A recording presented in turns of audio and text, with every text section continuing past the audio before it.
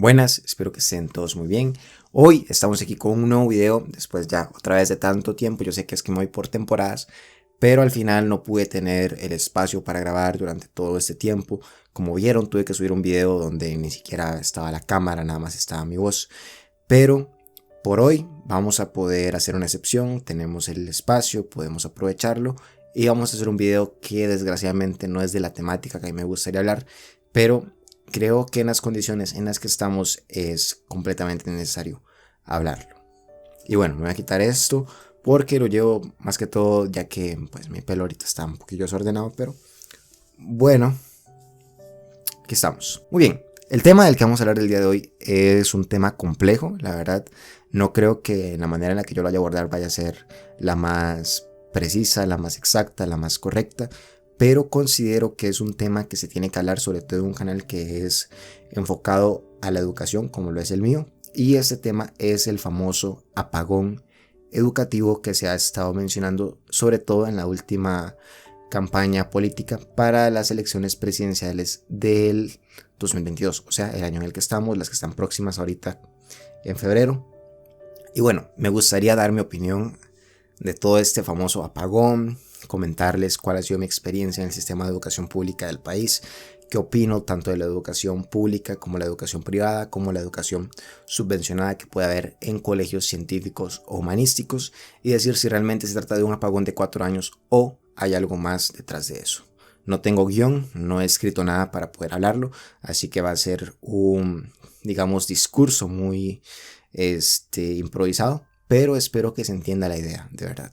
Y bueno, en primer lugar, vamos a ir con lo básico. Yo nací en el 2001, soy digamos que una generación muy reciente de los que apenas ha cumplido la mayoría de edad y un poco más. Me eduqué en el kinder, en un kinder privado, y en la escuela pasé mis 6 años en una escuela pública unidocente de Ojancha. Mi maestra fue mi mamá, realmente, y puedo decir que esos 6 años fueron 6 años bastante provechosos, creo que de los que más he aprovechado en lo que es la etapa educativa. Creo que en el colegio no saqué tanto provecho como lo que pude haber sacado en la escuela. Lo que es aprender a leer y escribir es algo que de verdad va a quedarte para toda la vida. Y yo estoy muy agradecido con la educación pública de haberme dado esa oportunidad, sobre todo con mi mamá, que fue pues mi maestra, la que me enseñó todo lo básico, que de ella a día de hoy lo sigo usando. A cada rato estoy leyendo, a cada rato estoy escribiendo. Pero ahí es donde quiero empezar, ¿verdad? Lo que son los profesores desde la primaria.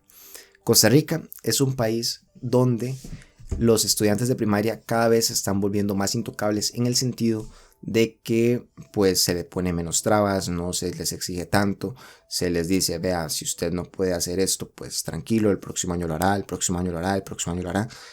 Y es tanto así pues que al final uno ve que en primaria realmente nadie se queda, y si alguien se queda es por circunstancias demasiado específicas.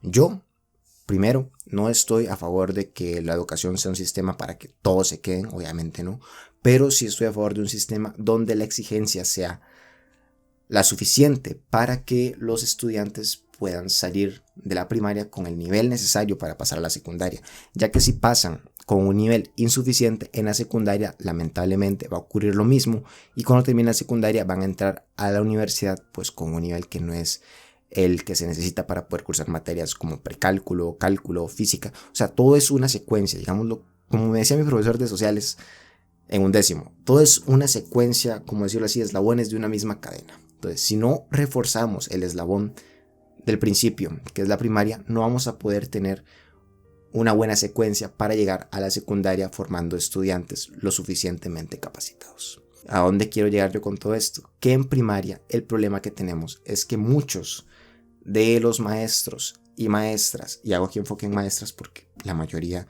de las personas dedicadas a la educación primaria son mujeres, lo hacen no por vocación, sino porque es el trabajo que tuvieron que elegir, porque es la carrera que se les impuso, porque no tenían mucha opción en su casa. O sea, eso lo menciono porque es el caso específico de mi mamá, y sé que es el caso de un montón de gente que les dijeron, vea, si usted no puede estudiar eso, tiene que dedicarse a la educación, porque la educación es una de esas ramas de las universidades, pues que ha estado desde hace bastante tiempo. La educación creo yo que es una parte fundamental de la sociedad y es por lo tanto normal ver que desde hace bastante sea una carrera en general pues fácil de encontrar en una universidad pública. ¿Cuál es el problema de eso? El problema de eso es que al ser una carrera que está tan al alcance de todos, va a haber muchos profesores y profesoras que lo que hacen es entrar solo para conseguir un trabajo. Y ahí está el principal problema, que si entras a algo únicamente por obtener un beneficio económico, no lo estás haciendo porque te nace. Y cuando no haces las cosas porque te nacen, causas un daño en la persona a la que le estás brindando ese servicio. En este caso, el servicio que se está brindando es la educación y los clientes, por decirlo así, son los estudiantes del sistema de educación pública y privada. Porque claro, los mismos que estudian en estas universidades son los que terminan dando clases en escuelas privadas. Entonces tampoco vamos a caer aquí en la falacia de que si la educación privada cuesta más es porque tiene mayor calidad. Porque cuando yo estuve en el colegio también estuve en un colegio privado y puedo hacer el contraste entre lo que fue mi aprendizaje como estudiante de escuela pública con lo que veía de otros estudiantes que venían de escuelas privadas. Si nos quisiéramos poner más quisquillosos a analizar otros aspectos de la educación primaria, podemos ir a la evaluación a la que todos los niños le tienen miedo y que de hecho ahorita mismo en la universidad y creo que también en el colegio es un terror bastante común, que son los exámenes y las tareas. Empecemos por el primer punto, que son los exámenes, porque los exámenes, te gusten o no, te van a perseguir durante toda la vida, seguramente hasta que te gradúes de tu maestría, doctorado, licenciatura, porque pues son a cierto punto necesarios para poder medir tu conocimiento en un determinado campo o materia. Entonces, si nosotros a un estudiante de pequeño le decimos que está condicionado a tener buenas calificaciones, ¿qué va a pensar ese estudiante? Ese estudiante va a pensar que es únicamente un número que nada más sirve para obtener calificaciones y que si no tiene buenas calificaciones va a ser menos que el resto. Ya de aquí partimos de un sistema bastante, ¿cómo decirlo? Selectivo, es que tampoco selectivo sería la palabra, digamos encasillador. De modo que si usted no es bueno en matemática o en español, queda encasillado como el niño que es tontito, el niño que es bruto, el niño que es burro, ¿verdad? Que esos son como los apodos que se puede utilizar en la primaria. Indirectamente se crea ese pensamiento en varios estudiantes de que, mira, yo soy menos que aquel, yo soy muy tonto, soy muy bruto, mejor no opino, porque si opino voy a estar equivocado, porque si yo no sé matemáticas, si yo no sé español, entonces no sé nada de nada. Y eso es completamente erróneo. O sea, yo pienso que todas las personas tenemos capacidades diferentes y en muchos casos, cuando creemos que no tenemos la capacidad para resolver un problema en matemática o para entender un concepto en español, en sociales o en ciencias, puede deberse a que el profesor no le está explicando lo suficientemente bien, porque ya lo decía Albert Einstein, si comprendes muy bien un tema, deberías ser capaz de explicárselo hasta tu propia abuela. Y aquí vean cómo, curiosamente, damos una vuelta en círculo a lo que había dicho antes. Profesores con falta de vocación únicamente se van a dedicar a repetir lo que ven en libros, pero no se van a dedicar a enseñar a los estudiantes, porque una cosa es decir, ok, eso es lo que tienen que aprender, digamos que yo me pongo aquí a escribir en esta pizarra un montón de cosas, pero no las sé explicar. Ahí, claro, estoy generando en los estudiantes una necesidad de querer saber qué es eso, pero si yo no soy capaz de enseñarlo o simplemente no tengo la voluntad de enseñarlo, esos estudiantes van a quedar para siempre en las nubes, o sea, nunca van a entender qué era lo que yo quería decir. Y ahí es donde se forman principalmente las deficiencias al llegar al colegio. Aquí la pregunta sería, ¿qué ha hecho el MEP para tratar de erradicar esto? ¿Cuáles son las medidas que se han tomado para no caer en lo mismo de siempre, en hacer exámenes que al final no están dando frutos? Porque si nos ponemos a ver a largo plazo, los estudiantes que entran a la universidad siguen con muy malas bases, pues vemos que no se ha hecho prácticamente nada. Como les decía, antes un estudiante se podía quedar en la escuela, ahora cuesta mucho, vale más el trabajo cotidiano, valen más las asistencias, vale más hacer las tareas. y son tareas que en muchos casos los papás les ayudan a hacer. Entonces, el estudiante no desarrolla un sentido de la responsabilidad, sino que cree que para lo único que está es sacar 100, sacar 90, sacar 80 y va a hacer todo lo posible para conseguirlo. Desde pedirle ayuda a los papás, que es, digamos, lo más honesto dentro de lo que cabe, pero cuando uno llega al colegio ve gente que paga para que les hagan las guías académicas, las famosas GTAs, y pues esto ya crea otra vez un gran agujero en lo que son conocimientos de cara a la universidad. Como ven, desde ahora hemos hablado de 3 factores sumamente importantes. El primero es la falta de vocación de algunos profesores, no todos, sí muchos, pero no todos. La inoperancia del MEP al buscar cómo solucionar el problema con los contenidos que se ven y la manera en la que se evalúan. Y en tercer lugar, la perspectiva que tienen los estudiantes con respecto a su propia educación, que es valgo únicamente por la nota que obtengo en los exámenes que hago. En cuanto a lo que es el colegio, yo en el colegio estuve en un privado católico, una experiencia sumamente horrible si me lo preguntan, pero eso va a ser tema de otro video. Y aquí pues tuve compañeros que venían de todos lados, desde escuelas privadas, desde el mismo colegio en el que estaba, porque también tenía escuela pública, ya más grande, no unidocente como en la que estaba yo, sino ya donde había estudiantes de todas partes del centro de Nicoya, que es pues donde crecí yo, donde he vivido toda la vida. Y estaba yo, que era estudiante que venía de una escuela unidocente, que escuela unidocente, para el que no sepa, pues nada más hay una maestra, que es a la misma vez directora.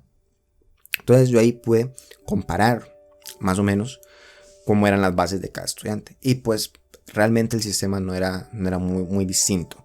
Seguían lo mismo, estudiantes que únicamente se preocupaban por sus notas, que creían que las notas los hacían o más inteligentes o más tontos, cuando ni una involucra a la otra. O sea, si tenés buenas notas no necesariamente significa que sos inteligente, y si sos un estudiante con notas regulares o bajas tampoco significa que seas tonto. O sea, yo creo que la inteligencia es algo muy difícil de medir, como para nada más encasillarlo en los números de las notas de unos exámenes que cualquiera puede aprobar si lee un día antes. O sea, siendo sinceros, el sistema de educación del MEP o el sistema de educación privada, al menos en los colegios pues regulares, normales, o sea, los comunes, se puede pasar nada más leyendo 1 o 2 días con anticipación, ¿verdad? O sea, eso no te hace Albert Einstein, y no aprobar un examen tampoco te hace pues el más bruto del mundo. O sea, yo mismo en el colegio me saqué en su momento 50 en cívica o hasta en religión, y yo tampoco me considero una persona tonta. O sea, sería más bien tonto pensar que solo por eso de mi vida está condicionada al fracaso, ¿verdad?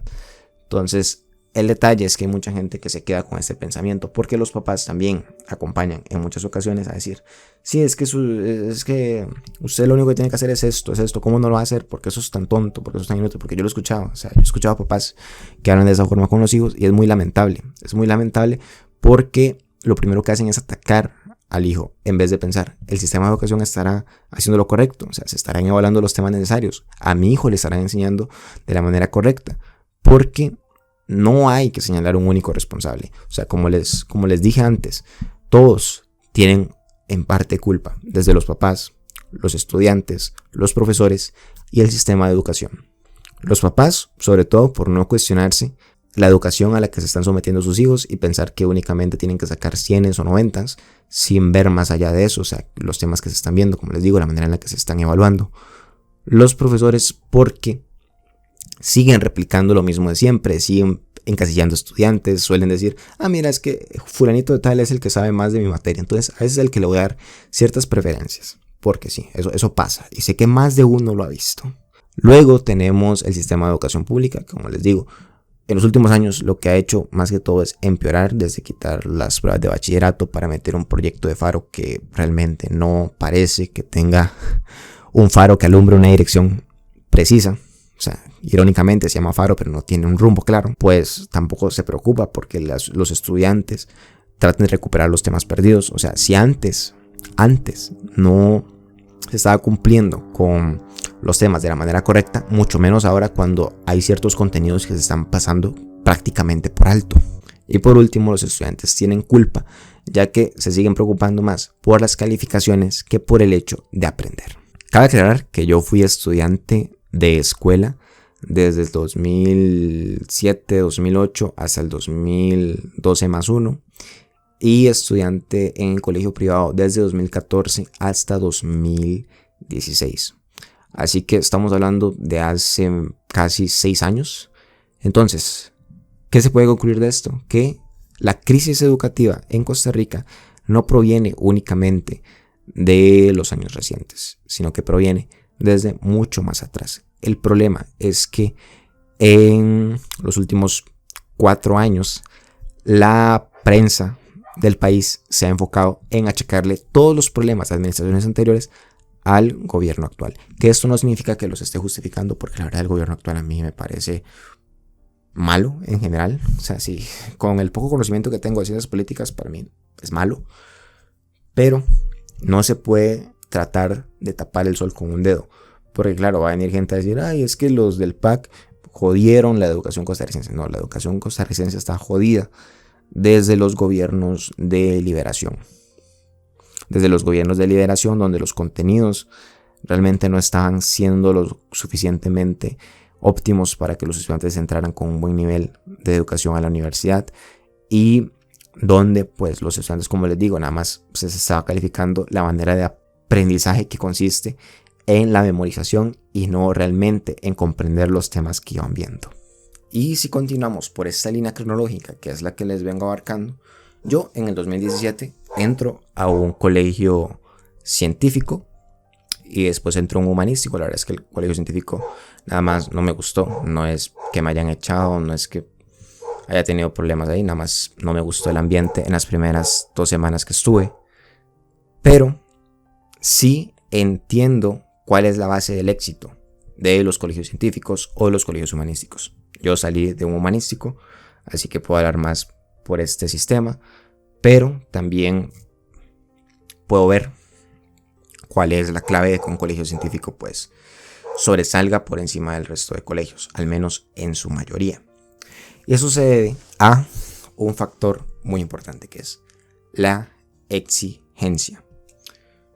La exigencia se puede entender simplemente como el pedirle a un estudiante que dé bastante en base a los temas que se van viendo. Si vas a ver un tema de matemática, digamos funciones, enseñale todo lo que se pueda de funciones y enseñale los problemas más complejos que puedas de funciones.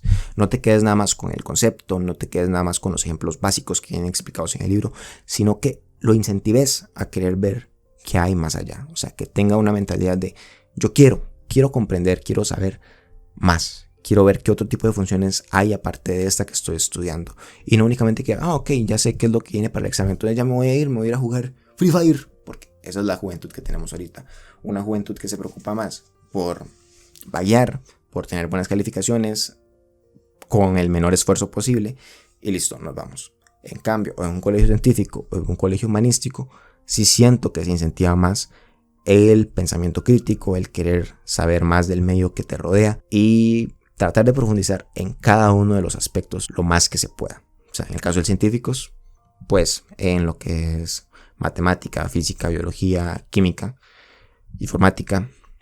En el caso de un colegio humanístico, en lo que es pues las humanidades, historia, sociedad, lenguaje, religión. O sea, cada uno, a pesar de que abordan áreas distintas, saben cómo incentivar al estudiante a que vaya más allá del aula.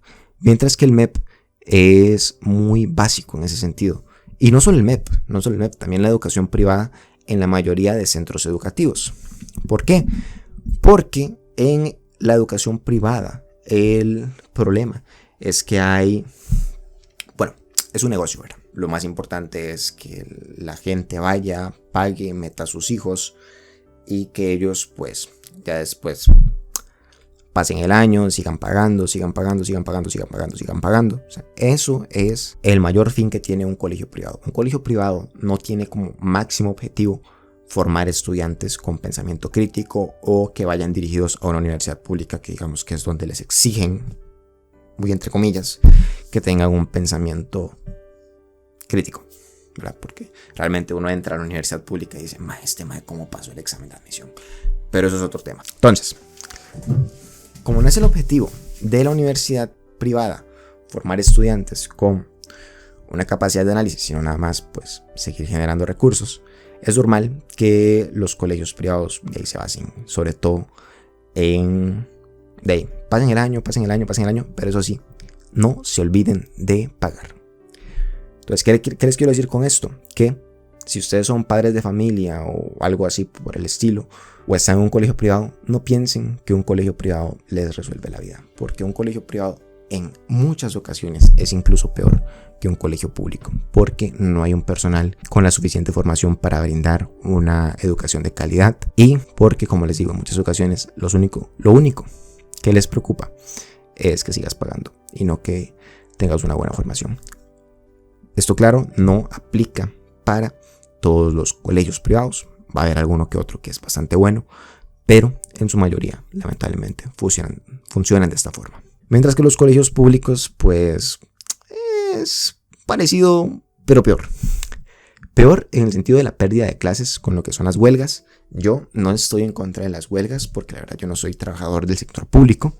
Así que no puedo venir aquí a decirles, yo estoy en contra de las huelgas porque las huelgas son una pura vagancia. Porque de ahí, yo no soy trabajador público. O sea, no he tenido la experiencia y no puedo venir a decirles eso. Sin embargo, considero que cuando hay huelga, los principales afectados son los estudiantes. ¿Por qué? Volvemos a lo mismo del puro principio del video. Hay muchos profesores que lo único que les preocupa es su sueldo. Les preocupa el ganar bien y pues tener los beneficios necesarios al ser maestros, que esto es completamente válido. O sea, si estudiaste una carrera como la educación, es importante que se te reconozca lo que se te tiene que reconocer.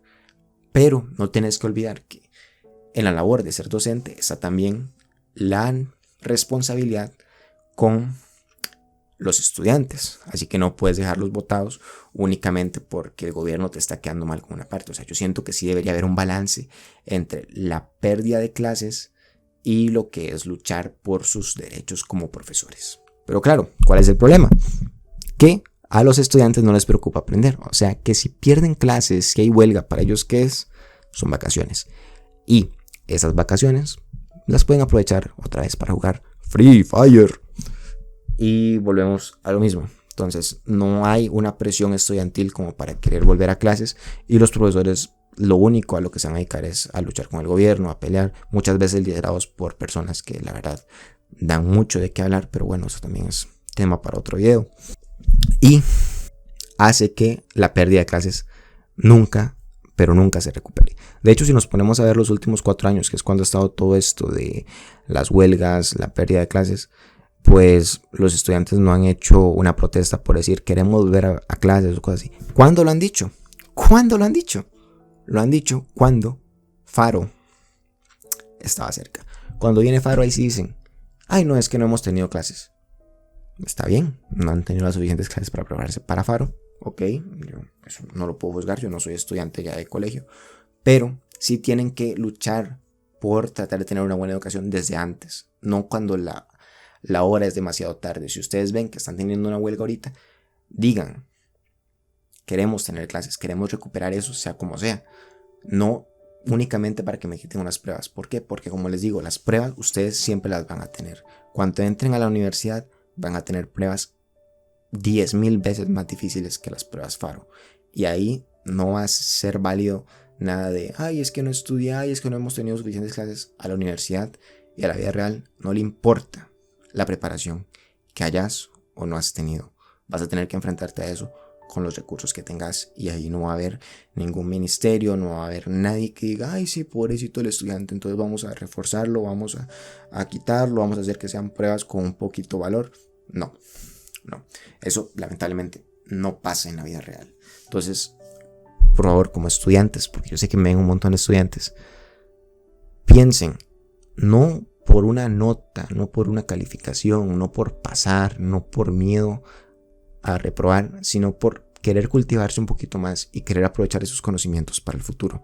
porque verdad que vale completamente la pena. Cuando entren a la universidad van a agradecer haber visto temas en matemática, haber profundizado en esos temas, haber investigado sobre algo en estudios sociales, en cualquier tipo de clase. O sea, de verdad que se agradece y se valora muchísimo cuando uno ya está en la universidad.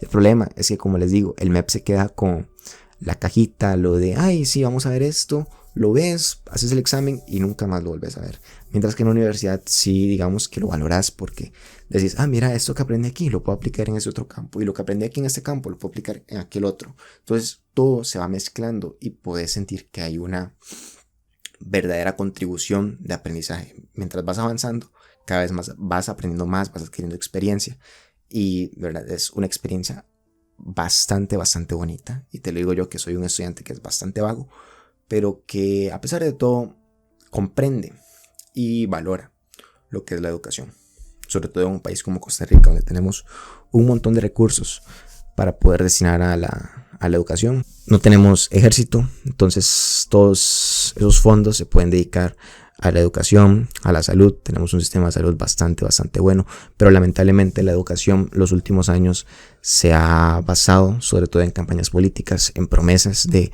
vamos a reformar todo porque ha habido un apagón educativo, porque los estudiantes no están aprendiendo. Pero cuando ves a los estudiantes te das cuenta de que es lo mismo de siempre, y eso es muy lamentable.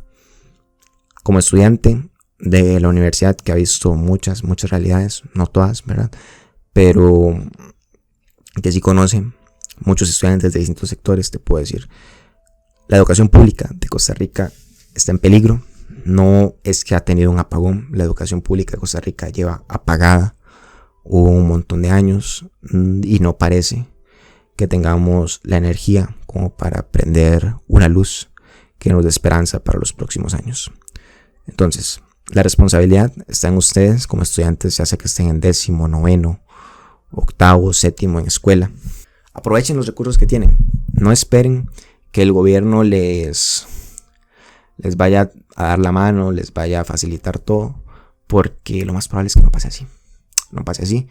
Pero estamos en una época donde hay suficiente información para buscar en internet, buscar en Google, buscar en YouTube, ver videos, y que así ustedes tengan más de dónde adquirir conocimiento, porque como les digo, muchos profesores no tienen la vocación de enseñar, no les preocupa el futuro de los estudiantes, únicamente les preocupa su salario y velar por su billetera. Es una realidad muy triste, como les digo, sobre todo para un país como Costa Rica, que a lo largo de los años pasa diciendo, somos un país que es número 1 en educación a nivel de Latinoamérica, pero eso es una gran mentira. Cuando te pones a analizar los exámenes de admisión, lo primero que decís, seguramente ese examen está hecho para que únicamente estudiantes de colegios privados lo pasen. Ves los resultados, ¡pum! La mayoría que entran son de colegios públicos. ¿De cuáles colegios? Científicos, humanísticos, lo que he dicho. Colegios que son exigentes con los estudiantes, que les motivan a querer aprender, a querer siempre ir más allá de lo que se ve en las aulas. Ahí es donde está la verdadera clave para una educación de calidad. Y como te digo, un colegio privado no te garantiza que vayas a entrar a una universidad pública, tampoco te garantiza que vayas a tener éxito. Y estar en un colegio público, tienes que saber que tampoco te garantiza o significa que vayas a tener malas calificaciones del resto de tu vida, que te vaya a ir mal, porque como les digo, hay un montón de factores. Al final cuando uno entra a la universidad, se le evalúa en lo que a uno verdaderamente le gusta, ve profesores pues que tienen, digamos, un poquito más de vocación al momento de enseñar, no siempre, pero en muchas ocasiones tenés más recursos para investigar, todavía más de los que tenés ahorita, con fuentes de datos, con bibliotecas. Entonces trata de aprovechar todo eso cuando estés en ese momento, cuando estés en la universidad, porque vas a ver hacia atrás y vas a decir, mira, tenía razón, ese tema del de YouTube, tenía razón.